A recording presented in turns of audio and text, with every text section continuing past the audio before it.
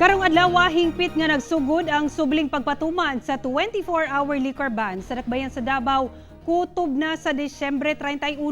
Sukad niadtong Biyernes iyahay og dag sa mga Davaoenyo sa mga mall aron magpundo og ilimnon. Ani ang dugang detalye sa live report ni Sheila Vergara Rubio. Sheila.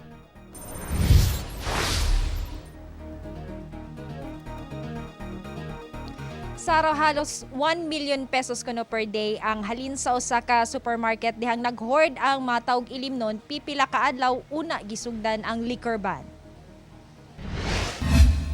Dayag sa mga post sa social media sukad niadtong Biyernes ang mga tag-as nga linya sa mall aron mamalit og makahubog nga ilimnon ng mga Davaoenyo. Una pa man miabot ang adlaw nga subling ipatuman sa syudad ang 24-hour liquor ban. Kahinumduman nga gimandot kini ni Mayor Inday Sara Duterte human nga migula sa interview sa kadaghanan nag-positive sa COVID-19 nga mitambong kini sila og inuman session ug parties.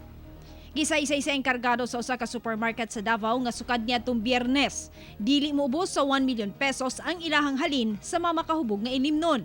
Siguro mga tindahan ang nagapalit ato kay case man gyud ang ginapamalit.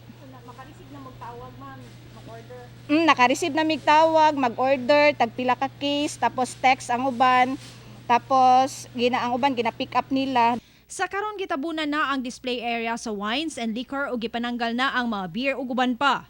Bugtong gibilin maong sparkling drinks sanglit non-alcoholic beverage kini.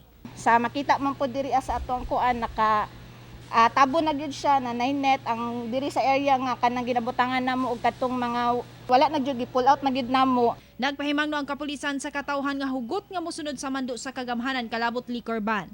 Nakaabot na kuno kanila ang mga impormasyon kalabot sa mga nagatago-tagog pamaligya busa hugot kuno nilang ginamonitor karon ang mga malapason. Wala untay madakpan so pasabot ana wala malapason o kaning kung naaman gihapoy violators ana sigurado ang kapulisan di yun magduha-duha gihapon og pagpanakop sa ilaha.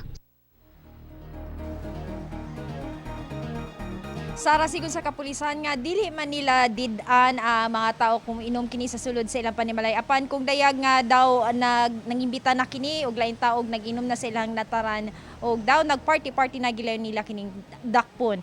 Giyawhag usab nilang katawhan nga mo report sa kapulisan kung kinsa katong malapason sa liquor ban aron gilayon nilang maadtuan. Sara. Okay, daghang salamat Sheila Vergara Rubio.